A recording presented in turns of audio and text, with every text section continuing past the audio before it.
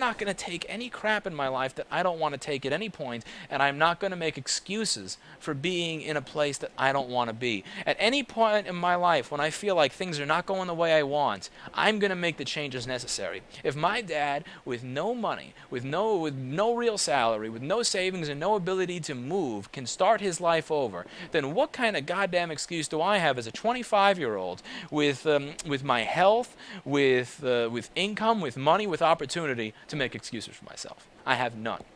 And he taught me over and over again the value of not having an employee mindset. He now lives in Brookfield, Wisconsin, and he lives in a nice apartment, and he has friends there, and he has a life that he truly, truly enjoys. My dad wakes up every day and goes to sleep every day a very, very happy man, and that's not something that he would have achieved in his life every step of the way if he decided, well, I don't like what I'm doing right now, but I'm just going to live with it because it's convenient, because it's easy, because I just want to get my check at the end of the week. He did whatever he had to do to create his life the way he wanted it to be, and even if it did take a little while to get there, it's always been something that he's worked towards, and it's always been something that he's been successful at.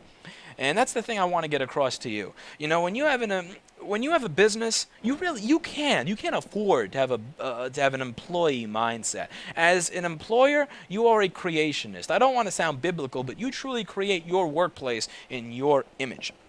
If you don't like the way the company culture is going, you have the power to change it by example. But here, for example, I don't set the company culture by saying, here is what you're expected to do. Here is how I expect you to work. Here are the rules. I live it. For example, when people walk in the door, I want them to get a hello instantly. I want them to be acknowledged instantly. So I don't tell everybody, I want you to acknowledge everybody instantly. I will jump out of my chair to say hi to every single person who comes in if somebody here doesn't do that. And eventually the people here will get that that is a part of the culture. I want to give people the idea that we are working on it quickly. I never give them the idea that we're just throwing it in the slot and getting to it later. So I'll always take a look at it. As soon as people come in, I'll try to give them an idea of everything that may be wrong with it based on what they tell me when they come in. I'll always give them an idea. And again, I'm not telling them to do that, but I'm doing it every single day, and it has incorporated itself into the culture because the people who work here do work faster than any place that you can find in the tri-state area, or probably even the country for certain small repairs. We do things very, very quickly here, and that was one part of the company culture that I created because I didn't want to put up with slow people. And I have in the past hired slow people. I've hired people that barely even notice when people walk in, that you have to throw darts at to get attention out of. And they didn't survive the changes in my company culture, and they wound up phasing themselves out and leaving.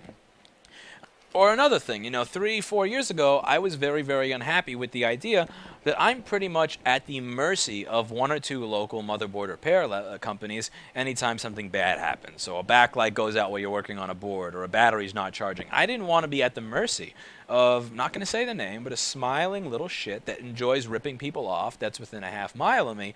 I did not want to be at their mercy, but I didn't know how to do any of this stuff. So I started getting into learning it, and I said, I'm not happy with this. Now, yes, I'm going to have to invest a lot of money in the tools. I'm going to have to invest a ridiculous amount of my time to get the knowledge required to do this. I'm going to spend hours upon hours scanning the internet just to find one schematic, many years ago. But I said, I'm not happy with this. Let me see how I can change that. It's inconvenient to do that. With the prices that some of these places were charging, it really didn't even make sense for me to do some of these things myself.